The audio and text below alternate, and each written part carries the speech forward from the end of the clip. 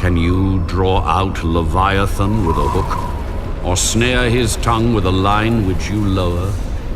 Can you put a reed through his nose, or pierce his jaw with a hook? Will he make many supplications to you? Will he speak softly to you? Will he make a covenant with you? Will you take him as a servant forever? Will you play with him as with a bird? Or will you leash him for your maidens?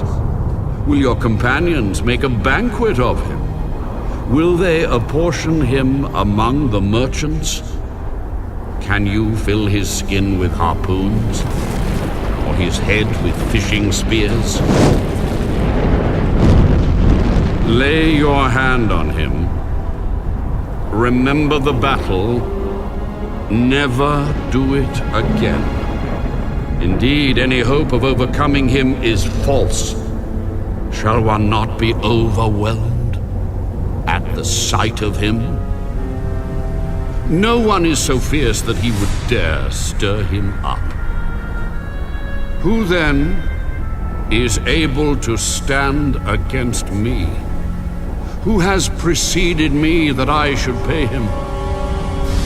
Everything under heaven is mine. I will not conceal his limbs, his mighty power, or his graceful proportions. Who can remove his outer coat? Who can approach him with a double bridle? Who can open the doors of his face with his terrible teeth all around? His rows of scales are his pride, shut up tightly as with a seal. One is so near another that no air can come between them. They are joined one to another. They stick together and cannot be parted. His sneezings flash forth light, and his eyes are like the eyelids of the morning. Out of his mouth go burning lights. Sparks of fire shoot out. Smoke goes out of his nostrils as from a boiling pot, and burning rushes. His breath kindles coals, and a flame goes out of his mouth. Strength dwells in his neck, and sorrow dances before him. The folds of his flesh are joined together. They are firm on him and cannot be moved. His heart is as hard as stone, even as hard as the lower millstone. When he raises himself up, the mighty are afraid. Because of his crashings, they are beside themselves.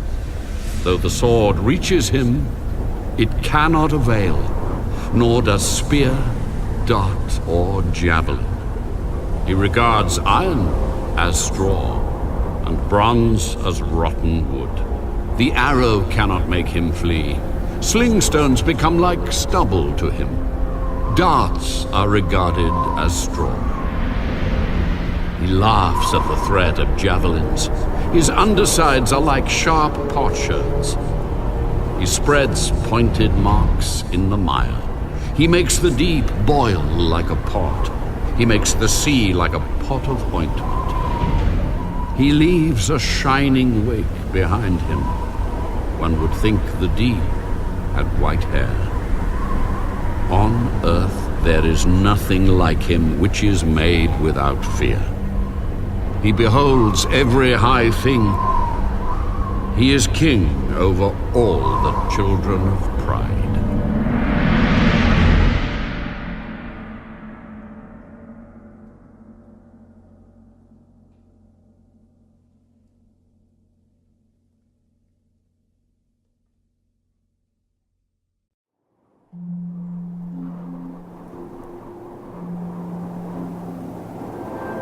I know that you can do everything, and that no purpose of yours can be withheld from you. You asked, who is this who hides counsel without knowledge? Therefore I have uttered what I did not understand, things too wonderful for me, which I did not know. Listen, please, and let me speak. You said, I will question you, and you shall answer me. I have heard of you by the hearing of the ear, but now my eye sees you. Therefore I abhor myself and repent in dust and ashes. And so it was, after the Lord had spoken these words to Job, that the Lord said to Eliphaz the Temanite, My wrath is aroused against you and your 2 friends, for you have not spoken of me what is right, as my servant Job has. Now therefore, take for yourselves 7 bulls and 7 rams. Go to my servant Job, and offer up for yourselves a burnt offering. And my servant Job shall pray for you.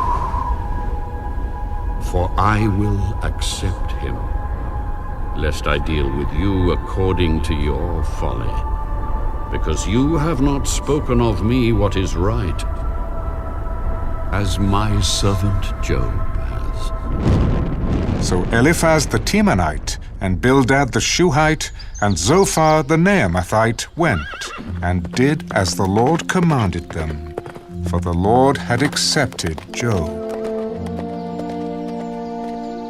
And the Lord restored Job's losses when he prayed for his friends. Indeed, the Lord gave Job twice as much as he had before. Then all his brothers, all his sisters, and all those who had been his acquaintances before came to him and ate food with him in his house, and they consoled him and comforted him for all the adversity that the Lord had brought upon him.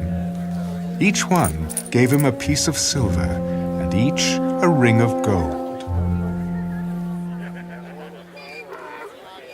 Now the Lord blessed the latter days of Job more than his beginning.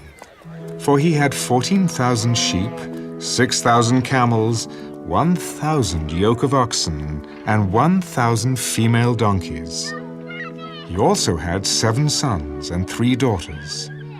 And he called the name of the first Jemimah, the name of the second Keziah, and the name of the third Keren-Happuch. In all the land were found no women so beautiful as the daughters of Job, and their father gave them an inheritance among their brothers. After this, Job lived 140 years, and saw his children and grandchildren for 4 generations. So Job died, old and full of days.